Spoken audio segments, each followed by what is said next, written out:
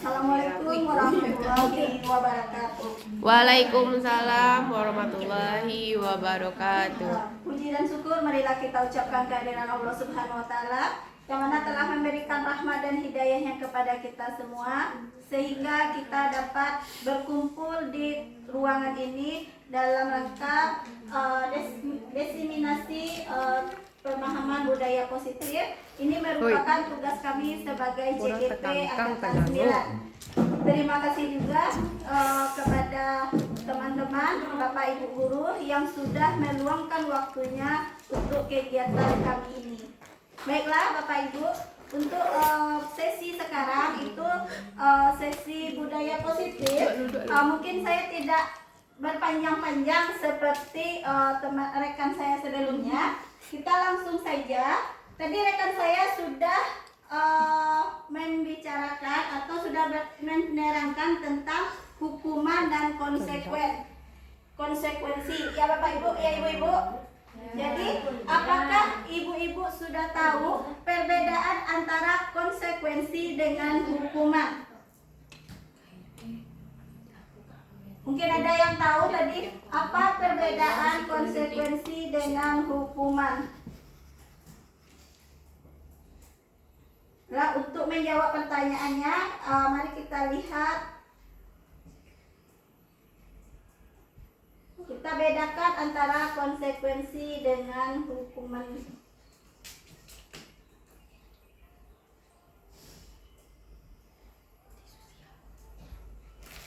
Baiklah, Bapak Ibu mungkin sudah ada kertas di atas mejanya. Mungkin Bapak Ibu bisa menuliskan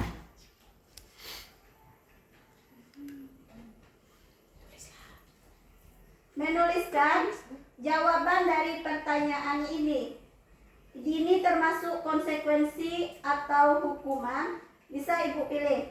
Mencatat 100 kali di dalam buku kalimat. Saya tidak akan terlambat lagi karena terlambat ke sekolah. Mungkin ibu-ibu bisa menuliskan ini termasuk konsekuensi atau hukuman. Silakan ibu-ibu. Yang nomor 2, lari mengelilingi lapangan basket 2 kali karena terlambat hadir ke sekolah. Itu hukuman atau konsekuensi? Silakan Ibu catat dan kita tentukan di depan. Catat Ibu. Bu tulis ya Bu. Murid diminta untuk push up 15 kali tidak menggunakan masker.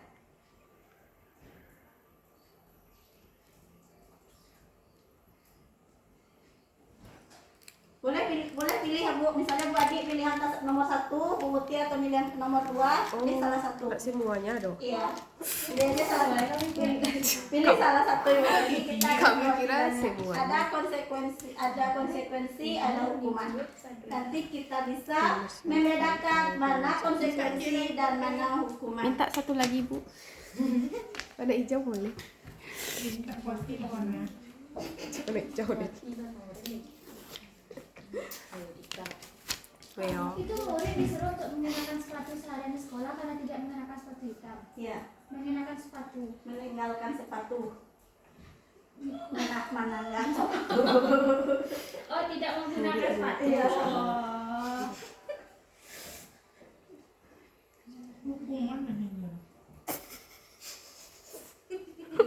Kami dulu konsekuensinya. Sebelah.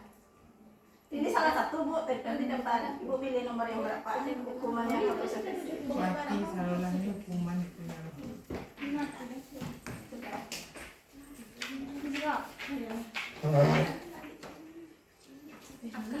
Ya sayang. Allah. Diambil punya Wak. Di nomor 3 lah. Ya, ada juga nomor 1. Ibu Ina, Tak lihat cik saya. Bu Rani. Salah. Ulang-ulang tadi lagi. Yo, ini dah Malaysia mau ambil lari Nah, aku tadi. datang habis saya itu berarti itu Kak. mati nyari. Tapi suka hati kita didik. Dina. Yore. Iya teh yore. Yore. Yore.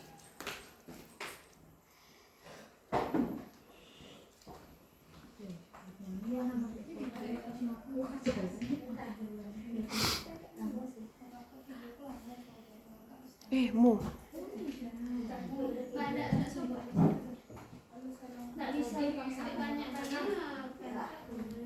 Duit nomornya. Kami, nomor kami. Abang ya. Ini kan aku kapit mereka nomor. Satu lagi datang ke satu ini.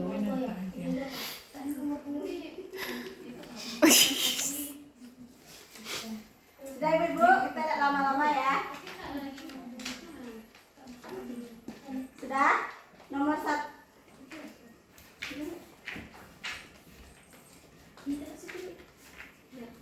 Ih, tolong ih.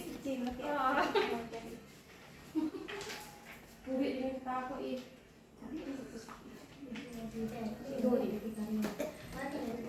di Insan. Harus senyum. Allah Akbar. Dua adik makin tadi kamu ya? Yo. Aku nak sampai ikut. Sampai lah pura-pura di.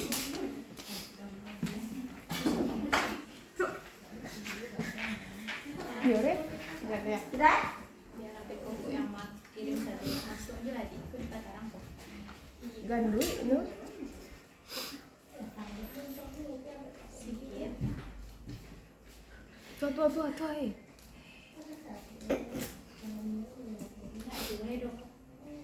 Dah, baiklah ibu-ibu, kita bacakan mencatat 100 kali di dalam buku dengan kalimat saya tidak akan terlambat lagi karena terlambat ke sekolah. Ini termasuk hukuman atau konsekuensi? Hukuman.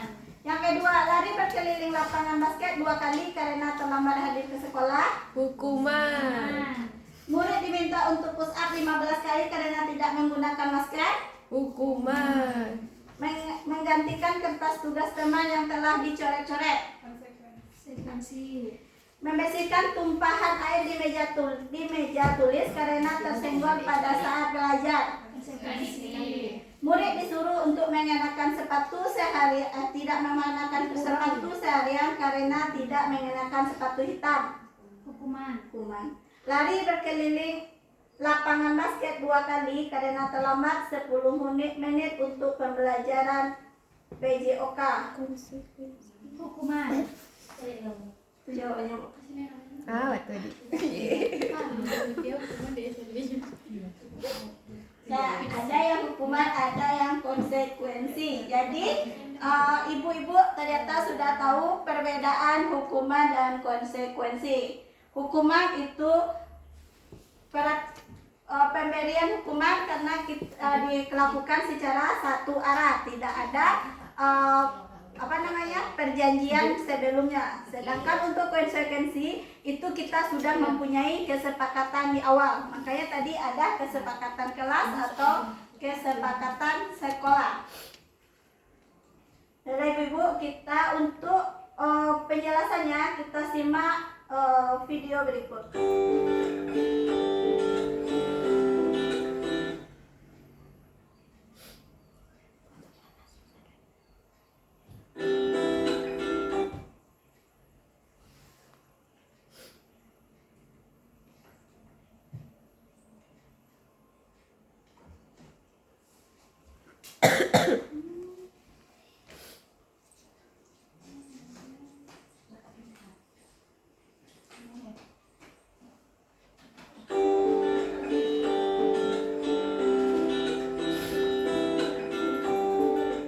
Memiliki anak yang dapat mengontrol diri dengan baik dan bertanggung jawab adalah impian kita semua. Disiplin positif adalah salah satu metode yang bisa dipakai untuk mewujudkannya.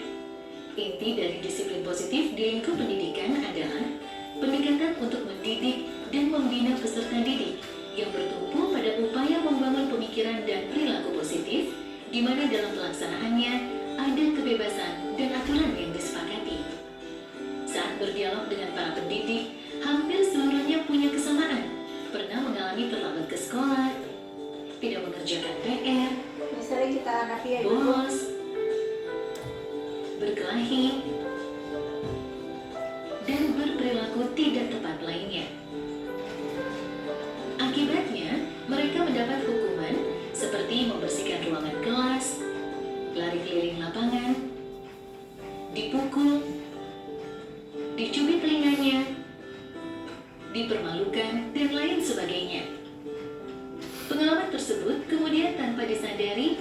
diterapkan kembali pada anak didiknya. Kemudian, hal ini akan terus berulang, diwariskan dari generasi ke generasi. Hukuman pada umumnya menyebabkan rasa sakit secara fisik, emosional, atau bahkan keduanya. Istilah corporal punishment meliputi hukuman fisik dan non-fisik yang bertujuan menyakiti atau menimbulkan rasa tidak nyaman. Contoh hukuman fisik, memukul, menampar, dan menendang. Sedangkan hukuman non-fisik diantaranya meremehkan, menghina, atau mengancam. Apakah setiap perilaku anak yang tidak tepat harus selalu direspon dengan hukuman? Disinilah pentingnya bagi kita memahami tahap perkembangan anak agar dapat merespon perilaku mereka dengan tepat. Setiap anak memiliki kecepatan pertumbuhan yang berbeda-beda. Sangat penting bagi pendidik untuk memahami dengan baik konsep tumbuh kembang anak agar dapat memegangnya sebagai prinsip dasar proses mendidik. Anak usia balita biasanya senang berlarian.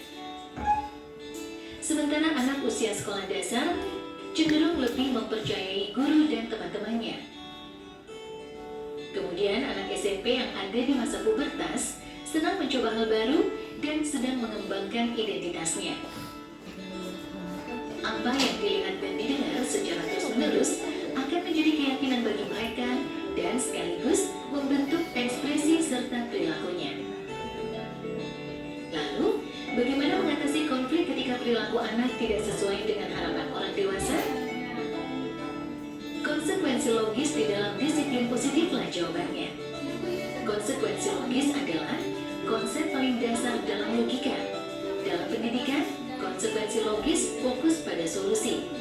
Anak akan diajari mentaati aturan atas dasar kesadaran dan tanggung jawab. Anak juga mendapat penjelasan mengenai konsekuensi tindakan dan empati. Ada 2 syarat kondisi dan 4 prinsip dalam penerapan konsekuensi logis. 2 syarat kondisinya yaitu membangun koneksi sebelum mengoreksi perilaku dan selalu bertanya, bukan menasehati. Kemudian, 4 prinsipnya adalah 1. Beralasan. 2. Berkaitan. 3. Menghargai. 4. Membantu. Dengan arahan konsekuensi logis ini, pendidik tetap harus secara konsisten memberi dukungan yang positif kepada peserta didik. Merasakan pujian dan cinta dari orang lain seperti guru, orang tua, dan teman-teman membuat anak terdorong untuk berperilaku baik dan positif. Kalimat seperti, "Saya telah melihat kerja kerasmu. Saya percaya bahwa kamu dapat melakukan yang lebih baik ke depannya." Semangat seperti itu tentu akan sangat berarti bagi mereka. Beberapa hal yang perlu diperhatikan saat memberikan dorongan positif diantaranya, mata dan nada suara kita sangat penting dalam menyampaikan pesan. Hindari membandingkan anak, fokuslah pada kekuatan dan perilaku positif mereka. Dan ajaklah anak untuk melihat kesalahan sebagai salah satu proses belajar. Beberapa prinsip dasar dapat digunakan dalam pelaksanaan disiplin positif sehari-hari. Di antaranya yaitu, pastikan kita selalu mendengarkan sebelum memberikan pendapat atau keputusan. Bedakan antara perilaku dengan kepribadian anak. Kembangkan rasa saling menghargai. Jangan sungkan memberikan dorongan atau pujian. Dan pastinya, gunakan konsekuensi logis dalam mengatasi perilaku anak. Semua upaya yang kita lakukan bertujuan untuk membuat lingkungan berkembang dan belajar yang inklusif, aman, dan nyaman bagi anak. Situasi kondusif diharapkan dapat mendorong mereka mencapai prestasi yang setinggi-tingginya. Pendekatan disiplin positif sejauh ini telah menjadi metode yang mendukung agar anak dapat bertumbuh sesuai dengan potensinya dan membuat mereka dengan penuh kesadaran mengerti makna tanggung jawab atas pilihannya. Baiklah ibu-ibu, itu tadi cerita disiplin disiplin positif. Mungkin kita sharing atau kita menghadapi anak-anak yang tidak sesuai, yang perilakunya mungkin kurang sesuai dengan hati kita, atau kesepakatan atau peraturan yang kita bikin. Mungkin masih ada di antara kita melakukan hukuman fisik atau sampai dengan nanti hukuman verbal. Tadi kita sudah membahasnya bersama Bu Nia. Hukuman itu, atau walaupun nanti ada pujian atau hukuman yang berupa fisik atau verbal, itu memang hanya konsekuensinya terhadap anak atau perubahan perilaku terhadap anak itu hanya sementara. Sedangkan untuk menanamkan disiplin positif itu dari diri anak itu harusnya memang dari dalam, tidak kontrol anak itu kita ciptakan dari dalam diri anak. Oleh sebab itu bagi kita, bagi guru, mungkin kita bisa menerapkan segitiga restitusi yang nantinya permasalahan itu diselesaikan sendiri oleh anak, dan kita memberikan memfasilitasinya. Jadi anak itu mulai bertanggung jawab atas dirinya sendiri. Mungkin kita bisa melihat contohnya lagi tentang pelaksanaan segitiga restitusi tersebut.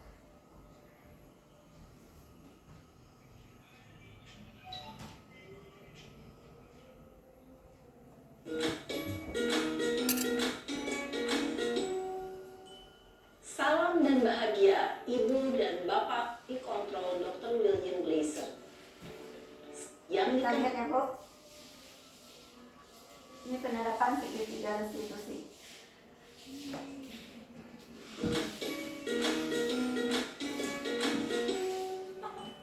Salam dan bahagia Ibu dan Bapak guru hebat. Pada video kali ini kita akan membahas tentang salah satu program disiplin positif yang diterapkan di lingkungan sekolah yang dikenal dengan nama restitusi.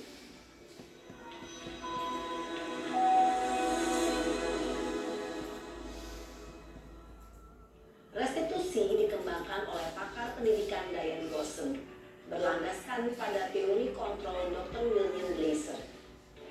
Segitiga restitusi adalah suatu proses dialog yang dijalankan oleh guru atau orang tua agar dapat menghasilkan murid yang mandiri dan bertanggung jawab. Pada saat guru di posisi manajer, aspek yang dikembangkan pada murid adalah motivasi intrinsik, sehingga penanaman nilai-nilai kebajikan dapat tumbuh dan berkembang menjadi suatu kebiasaan positif yang akhirnya membentuk karakter murid.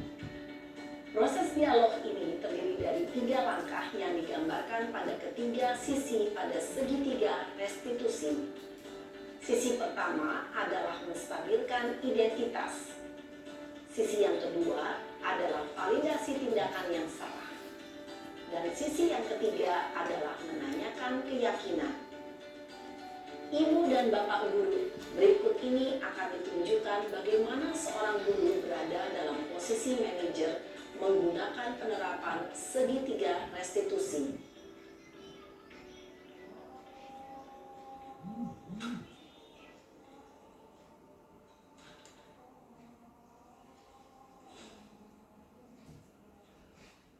Siang, Sarah. Siang, Pak. Sudah lama nggak ketemu Sarah. Kenapa hari ini ada di sini? Kesel, Pak. Kesel banget. Masa aku dikatain tukang fitnah, Pak? Ya aku marah lah. Aku balik ngatain Eka di depan kelas. Kesel banget. Oh, begitu.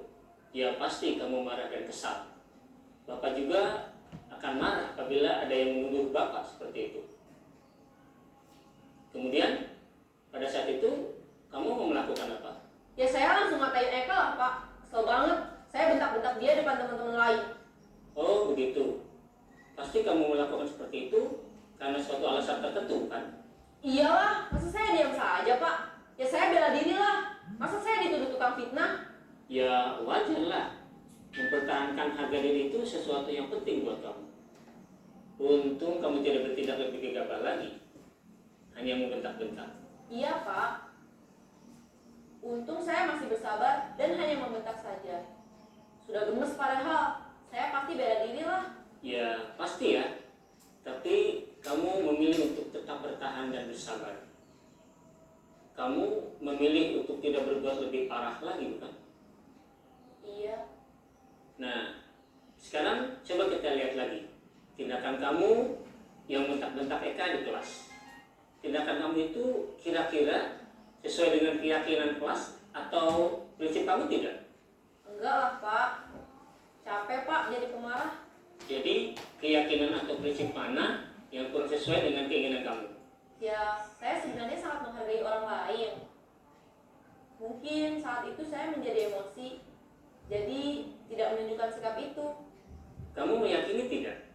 Menghargai orang lain itu penting buat kamu. Yakinlah, Pak. Iya, setuju. Kita harus saling menghargai. Namun, ada juga keyakinan yang kita sepakati yang perlu kita jalankan apabila kita sedang marah, bukan? Ya, saya bisa lebih proaktif, mulai dengan diri sendiri. Saya bisa jadi lebih bersabar, mengambil waktu jeda untuk berpikir mau apa selanjutnya. Kira-kira kamu bersedia memperbaiki masalah ini tidak? Bersedia, Pak. Kalau kamu memperbaiki masalah ini, kamu akan menjadi orang seperti apa? Saya akan menjadi orang yang bertanggung jawab kali ya, Pak.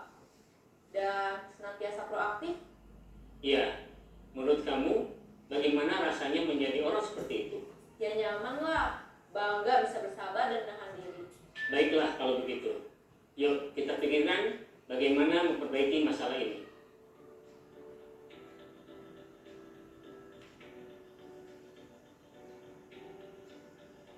Ibu dan Bapak guru hebat, baru saja kita menyaksikan contoh bagaimana seorang guru berada dalam posisi manajer menggunakan penerapan segitiga restitusi. Mari kita bahas satu persatu. Pada sisi pertama, menstabilkan identitas berdasarkan pada prinsip bahwa membuat kesalahan adalah bagian dari proses pembelajaran. Sisi pertama dari segitiga ini berperan menggeser identitas murid dari identitas gagal ke identitas sukses. Murid yang sedang bertingkah laku yang tidak pantas atau menarik diri saat itu sedang mengalami identitas gagal. Bila kita mengkritiknya, maka posisinya tidak akan berubah. Kita bisa mengajukan pernyataan-pernyataan ini. 1. Membuat kesalahan sesuatu yang wajar. 2. Manusia tidak ada yang sempurna. 3. Kita bisa memperbaiki masalah ini. 4. Saya tidak menanyakan kesalahannya. Saya lebih fokus bagaimana memperbaiki masalah ini. 5. Apakah saat ini kamu tengah menjadi orang yang baik untuk dirimu sendiri?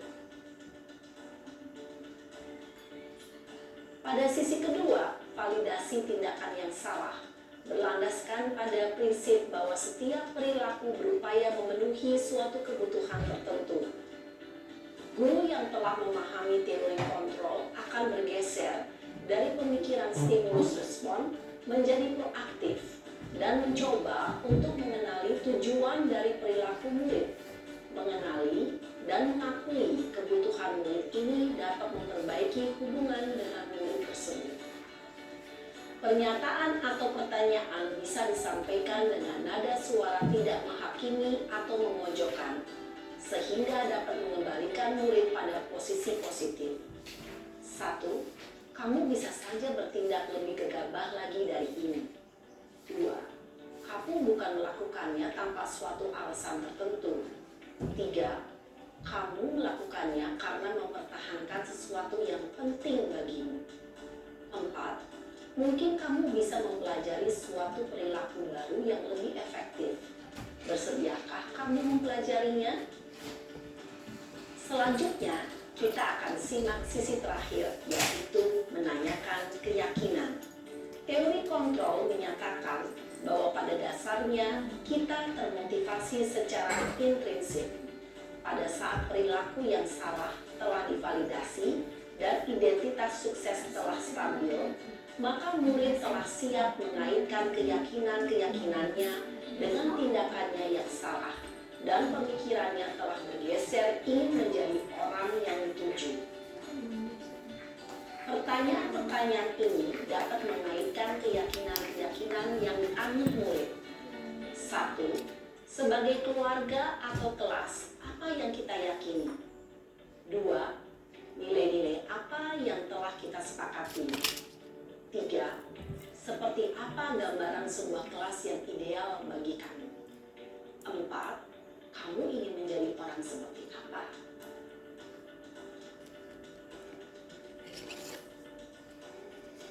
Dalam menerapkan segitiga restitusi, perlu diperhatikan beberapa hal, yaitu 1. Perilaku yang salah perlu dikaitkan dengan nilai-nilai atau keyakinan-keyakinan yang telah disepakati atau dituju. 2. Kesediaan orang yang melakukan kesalahan untuk memperbaiki masalah. 3. Pemecahan masalah sebisa mungkin relevan atau memiliki hubungan dengan masalah yang ada. 4. Usaha. Perlu adanya suatu usaha perbaikan dari pihak yang berbuat kesalahan. 5. Waktu. Perlu didedikasikan waktu dari pihak yang berbuat kesalahan. Tanyakan kapan akan mulai diberlakukan usaha untuk memperbaiki masalah. Dengan memahami struktur penerapan segitiga restitusi, diharapkan guru dapat menerapkan posisinya sebagai manajer dengan mengajukan pertanyaan-pertanyaan bermakna yang dapat membuat murid menjadi lebih percaya diri, bertanggung jawab, dan mandiri. Nah, ibu bapak guru perlu tidaknya mengikuti ketiga tahapan dalam segitiga restitusi bergantung pada ringan beratnya suatu permasalahan. Misalnya, bila permasalahan tersebut ringan, maka tidak perlu dijalankan secara berurutan. Bahkan bisa semudah menanyakan apa keyakinan yang kita sepakati. Dengan menjalankan segitiga restitusi, dengan mengajukan pertanyaan-pertanyaan bermakna, diharapkan murid menjadi lebih kuat secara pribadi, dapat membuka wawasan murid agar dapat menyelesaikan permasalahannya sendiri, semakin percaya diri, mandiri, dan merdeka. Salam dan bahagia, Ibu Bapak Guru.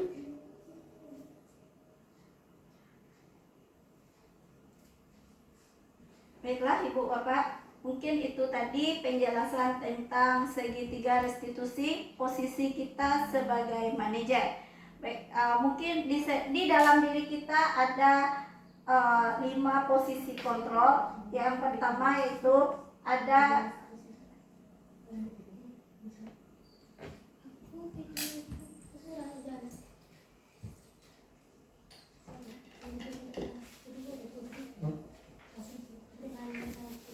nih 5 posisi kontrol yang ada pada diri kita. Mungkin Ibu salah satu di antaranya ada yang kita miliki atau lebih dominan.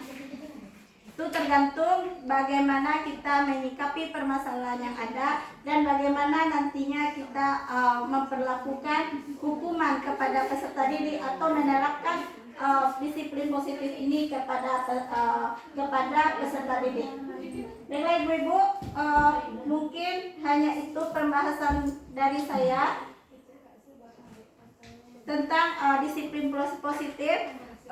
Baik Bapak Ibu, apabila nanti ada yang mau kita diskusikan setelah kegiatan ini, dan apabila ibu-ibu nanti ingin menerapkan bagaimana segitiga restitusi ini kepada peserta didik, kita bisa pada sesi diskusi yang selanjutnya.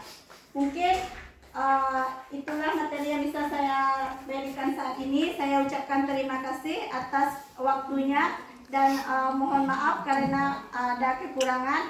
Wabillahi taufiq wal hidayah. Assalamualaikum warahmatullahi wabarakatuh. Waalaikumsalam warahmatullahi wabarakatuh. Senyum Cik Kak.